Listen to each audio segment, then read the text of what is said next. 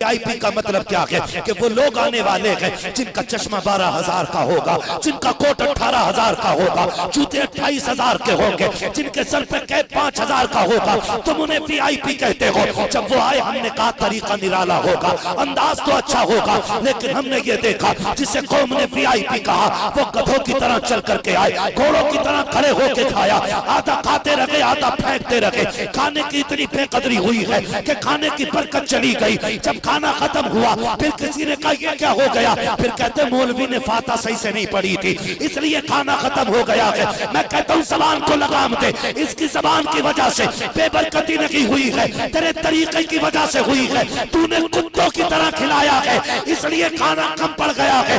काश मुस्तफा की तरह खिलाया होता खाना बच भी जाता, बरकत आती। हाँ, उन्हें वीआईपी कहते हैं हम लोग। वीआईपी पता चलेगा मरने के बाद वीआईपी कौन होता है। पहली बात तो दावत ही नहीं होती मदरसे वालों की।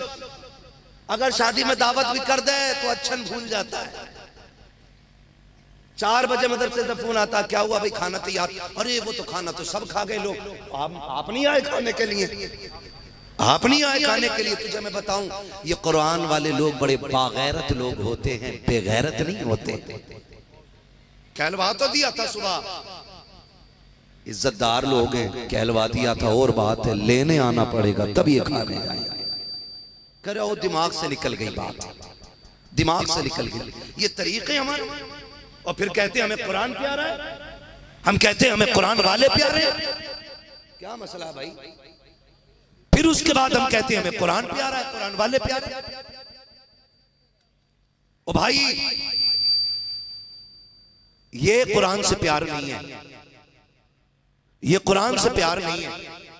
तुम जिन्हें वीआईपी कहते हो वो वीआईपी नहीं। हुजूर से पूछ वीआईपी कौन है? मेरा नबी फरमाता खैरुकुम मन तअल्लमल कुरान व अल्लमहु, तुम में बेहतर वो है जो कुरान पढ़ता भी है कुरान पढ़ाता भी है। वो सबसे बड़ा वीआईपी होता है। और वही आ रहा है बस कीजिए में, उसी के लिए मैयत पे कपड़े बने। बदलो अपने तरीके। कभी बेटे के निकाह पे भी कपड़े बना, कभी घर के वलीमे में भी कुरान वालों को पहले बुला, फिर पता चलेगा कि इनके कदमों की बरकत क्या होती है। बरकत क्या होती है? जाओ, गारंटी है मेरी। इदारे अंजुमन इस्लामी मदरसे गए कभी? आप देखा मदरसा? देखा? जिन लोगों ने हाथ उठा के बता दे कितने लोगों ने देखा? अरे माशाल्लाह, जी हो, सलामत रहो। देखा है ना? ये बच्चे बेड पे सोते हैं, चारपाई पे किधर लेटते हैं? नीचे लेटते हैं, नीचे लेटते हैं। हाँ, नीचे लेटते हैं ये लोग कुरान पढ़ने वाले। और जो गद्दे होते हैं ना, इनके गद्दे, हम मदरसों में जिंदगी गुजारी है मैंने। कभी कभी कुछ ऐसे तलबा होते हैं जो 8 साल एक ही बिस्तर पे गुजार जाते हैं, और गद्दे इतने कमजोर होते हैं, गद्दे भी अगर पैर रख दो तो नीचे की ठंडक दिमाग तक आती है। इतने ठंडे गद्दे होते क्योंकि रूई टूट चुकी है। हाँ भाई, उसने जो सुभान अल्लाह कहा ना, उसने भी ठीक कहा है ना, उसने भी ठीक कहा। तो इतने ठंडे बिस्तर होते कि कभी कभी दिमाग तक ठंडक जाके लगती है, दिमाग तक। लेकिन जानते हो आज तक कोई मदरसे में ठंड की वजह से मरा नहीं है। कोई मरा नहीं है। अगर स्कूल का बच्चा 5 मिनट नंगे पैर घर के फर्श पे दौड़ ले, अगले दिन प्रिंसिपल के रूम में घंटी बजती है, कहा छुट्टी दे दो। क्यों? बच्चे को निमोनिया हो गया। क्या हो गया? निमोनिया। क्यों? कि नंगे पैर चल लिया था। मैं जहन करीब करना चाहता हूं आपका, समझने की कोशिश कीजिए। अल्लाह करे ये बात आपके जहन में उतर जाए। क्यों निमोनिया हुआ? क्योंकि नंगे पैर फर्श में चला था, इसलिए निमोनिया हो गया। हमारे बच्चे मदरसे में आए हैं, ना माँ है ना बाप है। और माँ और बाप का किरदार बच्चों के लिए कैसा होता है? कि जब बच्चे घर में सोते ना, हम भी आज बच्चे वालों हो गए, उम्र आ गई काफी, आज भी घर पे सर्दी में सोए ना, माँ चक्कर लगाने जरूर आती है, कहीं मेरे लाल का कंबल नीचे न गिर गया हो, कहीं सर ना खोला हो, कहीं पैर ना खोला हो। ये हर माँ की कहानी होती है। रातों को उठ के बच्चों के बिस्तर चेक किए जाते हैं, कहीं मेरा बच्चा नीचे तो नहीं गिर गया, कहीं रजाई से बाहर तो नहीं है, कहीं कंबल से बाहर पैर तो नहीं है। 3-3 मरतबा माँ बाप बच्चों के बिस्तर चेक करते हैं। ये अलग बात है कि आज जब वो कमजोर हो गए हैं, बेटे को एक बार भी ख्याल नहीं आता, अब तो मेरी माँ से रजाई का बोझ भी नहीं उठता है, अब तो बाप से कंबल भी नहीं संभाला जाता, क्यों ना मैं भी जाकर के एक चक्कर लगा लूं ताकि उनकी रजाई सीधी कर सकूं, उनका कंबल सीधा कर सकूं। जब हम घर के अंदर होते हैं, माँ बाप उठ के हमारे बिस्तर को देखते हैं, लेकिन जब से ये कुरान वाले मदरसे में आए हैं, जब ये सोया करते हैं, कोई रजाई चेक करने वाला नहीं है, कोई बिस्तर चेक करने वाला नहीं है। जब ये सोते हैं, कितनी बार तो बिस्तर से नीचे चले जाते हैं, गद्दा अलग होता है, ये फर्श पे पड़े रहते हैं, ना पीछे गद्दा है ना ऊपर रजाई है, ऐसी ठंड पे पड़े रहते हैं। फिर और देखो इनकी हिद्दत और इनकी हिम्मत देखिएगा। दुनिया सुबह में उठने के बाद 8 बजे उठ के गीजर का पानी इस्तेमाल करती है, मगर बाहर कुरान वालों तुम्हारी हिम्मत और हौसले को सलाम। ये 3 बजे उठते हैं, ठंडे पानी से वुजू करते हैं, 3 बजे उठने के बाद चट्टी चटाई पे बैठ करके कुरान पढ़ने लग जाया करते हैं। ना पानी गर्म है, ना बिस्तर गर्म है, ना उठने का कोई टाइम है, ना बैठने की कोई जगह है, मगर कुर्बान जाओ कुरान वालों की अजमत में। खुदा की कसम आज तक कोई ठंड की वजह से नहीं मरा है। मुझे बताओ तो सही, जब ये घर पे एक दिन चलने पैदल इनको निमोनिया हो जाता है, ये रोज जमीन पे बैठते हैं, आज बीमार क्यों नहीं हो रहे हैं? तो वजह ये है कि जब हम घर पे होते हैं तो माँ बाप बचाते हैं, जब मदरसे आ जाते हैं तो रसूल पाक बचाया।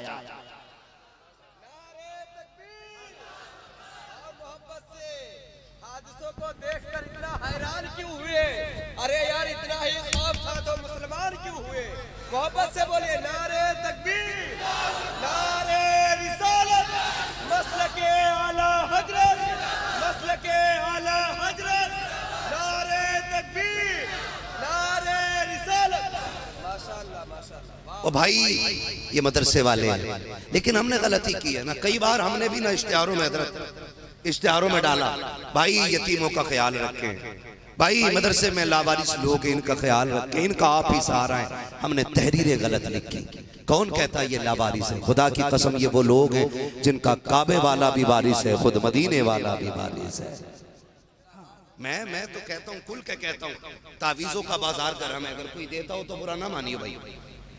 मैं तावीज़ात का मुखालिफ नहीं हूँ, लेकिन मेरा दिल चाहता है तावीज़ हम शौक से पहने, लेकिन देने वाला मुफ्ती आजम जैसा होना चाहिए, तावीज़ देने वाला ताजुश शरिया जैसा होना चाहिए।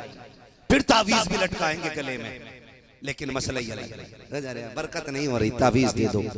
उन्होंने भी ना छपी छपाई किताबों में से 3 तावीज़ फाड़े, ना लिखने पड़ रहे ना पढ़ने पड़ रहे है, 3 तावीज़ फाड़े। कह रहा इसे चिपका लेना उसमें गले में जहां पैसे रखते हैं, और इसे लगा लेना सर के ऊपर, और इसे लगा देना घर के दरवाजे पर, बरकतें आनी शुरू हो जाएंगी। सुनो भाई, आसान तरीका है, जिनके घर में बरकत ना हो ना, वो कुरान वालों को हाथ पकड़े और अपने घर खाना खाने लाए, और उसको प्लेट वो ना दे जिसे खा के फेंक दिया जाता है, उसे प्लेट वो दी जाए जो तेरे घर की सबसे अच्छी प्लेट हो, और उससे कहे इसमें उंगलियां डुबा के खा, सुना है तेरी उंगलियों के साथ खुदा की रहमतें बर्तनों में उतर जाती हैं। फिर देख अल्लाह बरकत देता है कि नहीं देता है। हाँ, बरकत नहीं हो रही, ऐसे ही पीर साहब कहते हैं मदरसे में कटवा दो बकरा, तो घर काट के लाके कट्टा ऐसा डालेगा, ये बच्चों को खिला दियो। ये हुजूर के मेहमान हैं, लवारिस नहीं है, कुत्तों की तरह फेंक के न दे। तुझे नहीं पता इनकी ठोकरों के सदके में तेरे जैसों की रोजी उतारी जाती है। यहाँ तो मदरसे में भी लाके दे रहा, तो यूं फेंक के दे रहा, खिलवा देना, ये एहसान है तेरा, खिलवा देना इन्हें। जाओ जिनके घर में बरकत ना होना, एक कुरान वाले की जिम्मेदारी ले लो खिलाने की, अल्लाह उसके सदके में तेरी नस्ल की बरकतों का इंतजाम फरमाएगा, नस्ल की रिस्क का, नस्ल के रिस्क का इंतजाम फरमाएगा। ये कुरान वाली जमात, बरकतों वाली जमात है। ये तो दुनिया में इनके फायदे, आखिरत में बेशुमार फायदे होंगे, बेशुमार फायदे होंगे। मैं मुबारकबाद पेश करता हूं उन बापों को जिन्होंने इन बेटों की कमाई ना खा करके खुद मजदूरियां की हैं और बेटों को कुरान के नाम किया। आपका बेटा दुबई, कोयत, किसी भी देश से आएगा, हो सकता है आपको घूमने का वीजा या टिकट ला के दे। ये वो खुश नसीब बच्चे हैं जो अपने माँ बाप को जन्नत का टिकट जाके देने वाले हैं। ये जो कुरान की सनद है ना, इसे हल्का ना समझना, ये जन्नत का टिकट है। ये कुरान वाले बच्चे लेके जाएंगे। मगर सुने, आपसे भी थोड़ी सी गुजारिश है, अगर पहली बात तो कई जगहों पे उस्ताद को इज्जत दी नहीं जाती, दी भी जाती है तो सिर्फ इतनी दी जाती है कि एक जोड़ा और 500 रुपए, यही चलता है ना अक्सर जगहों पर। एक जोड़ा या बीवी है उसकी तो 2 जोड़े, और फिर भी 500 ही। अब तो 1000 कर लो यार, जोड़े 2 हो गए, फिर भी बंदा 500 ही दे रहा है। 2 जोड़े और 1000 रुपए, और फिर ऐसे हाथ झाड़ दिए, हो गया काम। अल्लाह की इज्जत की कसम खा के कहता हूं, इन्होंने आपके बच्चों को पढ़ा के इतना बड़ा एहसान किया है। 500 रुपए और जोड़े की औकात क्या। अगर इन बच्चों का बाप अपने पैर, अपने बदन की खाल उतारे और जूता बना के उस्ताद के पैरों में भी डाल देना, फिर भी उस एहसान का बदला पूरा नहीं हो सकता है जो इसने तेरे बच्चे को कुरान पढ़ा के कर दिया।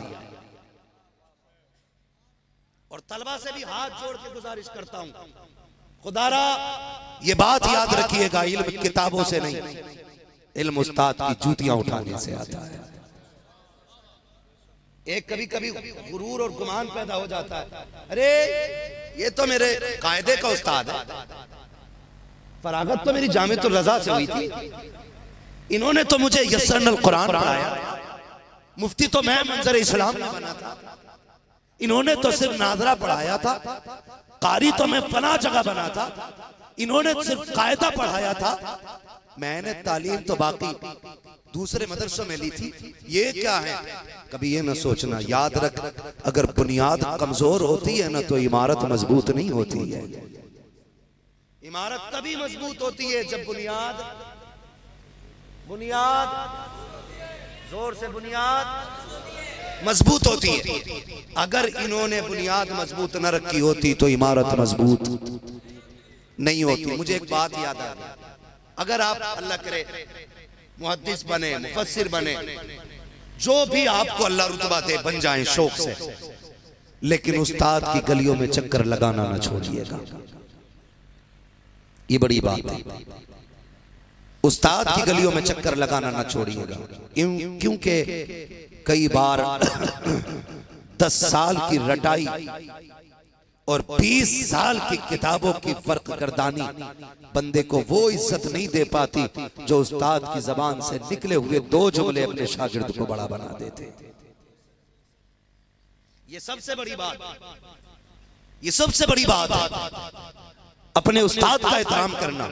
मुझे एक बात याद आ रही है, अल्लामा मुफ्ती अहमद यार खान रहमतुल्लाहि तआला अलैहि, मुफस्सिर कुरान,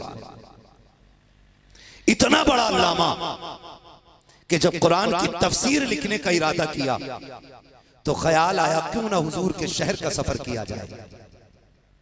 हुजूर के शहर गए, वहां जाके दुआ मांगी, फिर ख्याल आया क्यों ना पहली लाइन मुस्तफा के मदीने में लिखी जाए।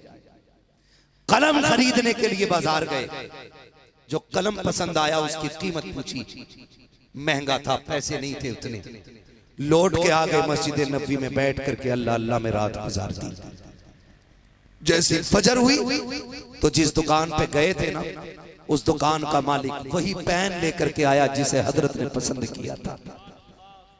वो कहने लगे ये आपको पसंद था ना, ये ले लीजिए। मुफ्ती अहमद यार खां फरमाते हैं कि यार मैं कल ही छोड़ आया था ये कलम इसलिए कि खरीदने की मेरे पास रकम नहीं थी। उसकी आंख में आंसू आ गए, उसने कहा ये तो तू जाने कि तू कितना बड़ा है, लेकिन मुझे इतना पता है कि तू दुकान से लौटा, मैं घर आया, ख्वाब में मदीने वाले सरकार आए थे और कहा था सुन कीमत मैं दे दूंगा, ये कलम मेरे अहमद यार खां को जाके दे देना। अल्लाह अकबर, ये बात कहीं रोने लग गया। इतना बड़ा अल्लामा।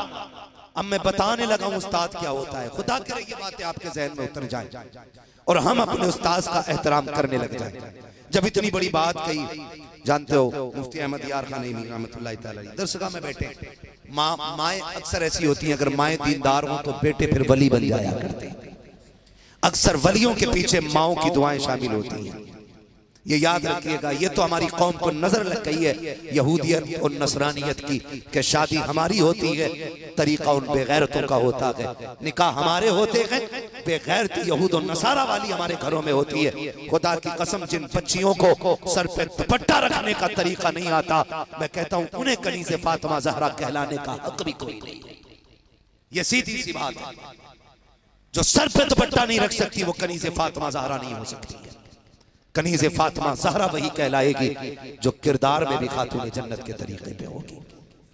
माँ थी, बेटे को लेके आ गई, बच्चा समझदार था, आके कहने लगी मुफ्ती अहमद यार खान साहब क़िबला से, हज़रत जी बेटा मेरा है और कई मदरसों में दाखिला कराया, इसका ज़हन इतना भद्दा है कि कोई पढ़ाता ही नहीं, मेहरबानी करें इसे आप पढ़ा लें। तो जानते हो आप फरमाने लगे मैं क्या पढ़ाऊंगा जब कोई ना पढ़ा सका। उस माँ ने कहा बड़े हजरत हो आप ना, तो एक काम करो मैं छोड़ जाती हूँ, अगर पढ़े भी ना कोई पढ़े ना तो जूतियां उठवाते रहना, ये जूती उठाने के काम करता रहेगा आपके। फरमाने लगे अगर ना पढ़ा तो का काम करता रहेगा। फरमाने लगे चल यार आजा, जिसका कोई नहीं है उसका अहमद यार खान है। ये कह के बुला लिया। आप दरसगाह में अहले इल्म हदीस पढ़ाते, तफसीर पढ़ाते, सारे उलूम पढ़ाते दरसगाह में बैठ करके, लेकिन ये एक कोने में बैठा रहता, हजरत का चेहरा देखता रहता। कोई काम होता हजरत कहते थे जा करके आजा, ये जाता काम करके लौट आता। यहाँ तक के हजरत के जानवरों का चारा लेके आता, उनको सानी करता, पानी पिलाता, उनको चारा डालता। जिंदगी गुजरती गई, वक्त कटता गया, लोग दरसगाह में पढ़ते रहे, ये हजरत के घर का काम करता रहा। फुर्सत मिलती तो आके हजरत के सामने बैठ जाता, वरना काम में लगा रहता। जब 8-10 साल हो गए, 8-10 साल के बाद दस्तारबंदी होने लगी, फरागत की बारी आ गई। जिन्होंने हदीस पढ़ी थी वो फारिग होने लगे, जिन्होंने तफसीर पढ़ी थी वो फारिग होने लगे। जब फरागत की बारी आई ना, आपने उसकी तरफ देखा जो हजरत का काम करता था। फरमाने लगे यार सबकी दस्तार बांधी जा रही है, क्या तू अपनी दस्तार नहीं बंधवाएगा? ये किसने कहा? मुफ्ती अहमद यार खान साहब के बुलाने। कहते हैं कि सब अपनी दस्तार करा रहे, तू नहीं कराएगा? उसने सुना रोने लग गया। उसने कहा हुजूर मैं कहाँ इस लायक, मैंने तो तेरे जानवरों का चारा काटा है, तेरी जूतियां उठाई हैं। हजरत जी मैं दरसगाह में पढ़ने कब आया हूँ, मैं इस लायक कहाँ हूँ कि मेरे सर पे ये दस्तार बांधी जाए, मैं इस इज्जत के लायक कहाँ कि मैं पगड़ी बांधू। जब इतनी बात कही है, मुफ्ती अहमद यार खान नईमी ने ऐलान किया ये जितने फारिगीन हैं इनके सर की दस्तार सारे उलमा बांधेंगे, अपने खादिम की दस्तार मैं अपने हाथों से बांधूंगा। ये कह के कहा था आ यार जल्दी आ, सारे फारिगीन की पगड़ी बाकी लोग बांधते रहे और अपने शागिर्द की, अपने खादिम की पगड़ी मुफ्ती अहमद यार खान बांधते रहे। लेकिन जानते हो पगड़ी बांधते जा रहे हैं, रोते जा रहे हैं, एक एक पल घुमाए जा रहे हैं, आंखों के आंसू रूप निकलते जा रहे हैं। खादिम तक कहने लग गया हुजूर क्यों रो रहे हो? कहा यार इसलिए रो रहा हूँ, आज इनकी दस्तार हो रही है, ये तो चले जाएंगे, कल जाने आए या ना आए, मगर तुझे पता है तेरी पगड़ी मैं बांध रहा हूँ, कहीं ऐसा ना हो कि तू भी जाके मुझे भूल जाए। तू जानता है अब मेरा बुढ़ापा आ गया है, नजर भी कमजोर हो गई है, याददाश्त भी कमजोर है, रजिस्टर कहाँ रहते हैं ये तुझे पता है, चाबियां कहाँ रहती हैं ये भी तुझे पता है। यार छोड़ के न जाना, यार छोड़ के न जाना। जब इतनी बात कही है उसने रो के हजरत को सीने से लगाया और तड़प के कहा था तेरे जैसे को कौन छोड़ सकता है? जब दुनिया ने ठुकराया था एक तू था जिसने मुझे सीने से लगाया। लेकिन उस वक्त सब हैरत से थे, हैरत में सब देख रहे थे कि ये जो पगड़ी बंध रही है ये पढ़ने वालों की है और ये जो बंध रही है ये चारा लाने वाले की है, ये क्या करेगा? लिखा गया है उस दौर के तमाम उलमा ने लिखा है कि वो उस्ताद की पगड़ी का कमाल था। जिसने उस्ताद की जूतियां उठाई ना, अल्लाह ने इतना इल्म दिया उसको कि जब बड़े बड़े उलमा किसी मसले में फंस जाते थे तब उसके पास जाते थे तो अटके हुए मसाइल से वही बंदा निकाला करता था। लेकिन अब तो दौर बदल गया, अब तो एडमिशन कराते टाइम कह रहा मेरे बच्चों से कपड़े मत धुलवाना, झाड़ू मत लगवाना। ऐसे लोगों के बच्चे पढ़ा नहीं करते। पढ़ने वालों का उसूल है मिटा दे अपनी हस्ती को अगर कुछ मर्तबा चाहे, कि दाना खाक में मिलकर गुले गुलजार होता है। हाँ, तो ये मदरसे हैं जो हमें ये सारे तरीके देते हैं, ये मदरसे हैं जो हमें हुजूर के किरदार का पता देते हैं, ये इदारे हैं जो हमें हुजूर का दीन बताते हैं। हम सब की जिम्मेदारी है हम अपने इदारों के साथ खड़े हों, अपने मदरसों को मजबूत करें और जमाने को ये सबक पढ़ाएं। अमन अगर मिलता है तो हुजूर की तालीम में मिला करता है। हाँ, ये याद रखिएगा, माँ का एहतराम हो, बाप का अदब हो, भाई के हुकूक हो, बहन के हक हो, बीवी के हुकूक हो, शोहर के हुकूक हो, ये बड़े से बड़े साइंस वाले नहीं बताएंगे, अगर कोई बताएगा तो कुरान वाला बताएगा। इसलिए लाजिम है हम सब कुरान को लाजिम पकड़ने और आदी बन जाएं कुरान पढ़ने और पढ़ाने के। मैंने क्या बात कही थी, एक उसूल है हम बरेलवियों के, जो भी जाता है कुरान लाता है मस्जिद में रख देता है। मैंने पूछा था कितने लोग जन्नत में जाना चाहते हैं, तो हाथ उठाया था ना सबने जन्नत में जाने के लिए। एक छोटा सा मशवरा है, अगर जन्नत में जाना चाहते हो ना तो कुरान बहुत रखे मस्जिद के अंदर, कोई पढ़ने वाला नहीं है। अल्लाह तौफीक दे, वक्त मिल जाए अल्लामा दुर्वेश साहब किबला के पास आना और कहना मुझे कोई गरीब बच्चा बताओ जिसके पास ओढ़ने का बिछोना ना हो, वो बाप के नाम से कुरान वाले को ला के दे। हाँ, और जाके देख अगर इदारे में गीजर नहीं है, गर्म पानी का इंतजाम नहीं है ना, तो फिर हजरत से कह कि मेरे बाप की तरफ से ये गर्म पानी का इंतजाम किया जाए, मेरे बाप की तरफ से बच्चों के लिए कालीन का इंतजाम किया जाए। अल्लाह की कसम, अगर इस पानी के जरिए और इस बैठने वाली कालीन पे बैठ करके कोई हाफिज कुरान बन गया ना, तो कोई तेरी कब्र पे अजान पढ़े ना पढ़े, कोई तेरा तीजा करे ना करे, ये जहां भी जाकर के कुरान वाला कुरान पढ़ेगा या पढ़ाएगा, अल्लाह उस पढ़ने का सवाब तेरी कब्र में नाज़िल फरमाना शुरू कर दे। करेंगे इंशाअल्लाह, ऐसा करेंगे इंशाअल्लाह। और एक काम कर लें आखिर में, आखिरी बात, ये जो 30-40 में डेगे चल रही है ना, 20-20, 30-30 डेगे, ये खत्म करो। ये उनको खिलाओ जिनका हक है। ये थोड़ी ये खानदान को नोते फिर रहे हो, भैया बंद को सबको दावत दे रहे हो। अब तो मैरिज हालों में खाने का इंतजाम चल रहा है हजरत, खाने का कार्ड छप रहे बाज़ाब्ता, अब्बा के 40वें में आपकी दावत है, कौरमा चल रहा है, ऐसा लग रहा अब्बा का 40वां नहीं अब्बा का वलीमा कर रहा है। पहले जीना मुश्किल था, मरना मुश्किल हो गया। गलत नहीं कह रहा हूं, उधर मिट्टी पूरी कब्र पे नहीं पड़ती है और यहां प्लेटें खड़बड़ाना शुरू हो जाती है। जितने करीबी थे जिनको फरमाया था कि ये इतनी देर कब्र पे बैठे जितनी देर में ऊंट ज़िबा करके खाल उतार के बोटी बना के 7 जगह गोश्त तकसीम किया जाए, इतनी देर बैठना था। सबसे पहले आके वही टेक पे खड़ा, प्लेटें लाओ, गिलास लाओ। ऐसा लगता मैयत का दिन खास दावत का दिन था, अभी हिसाब की मंजिल से बाप नहीं गुजरा, अभी फरिश्ते मुनकर नकीर कब्र से लौटे नहीं, ये बिरयानी पे गिर गए, ये कौरमे पे गिर गए, हम प्लेटों के लिए लड़ गए।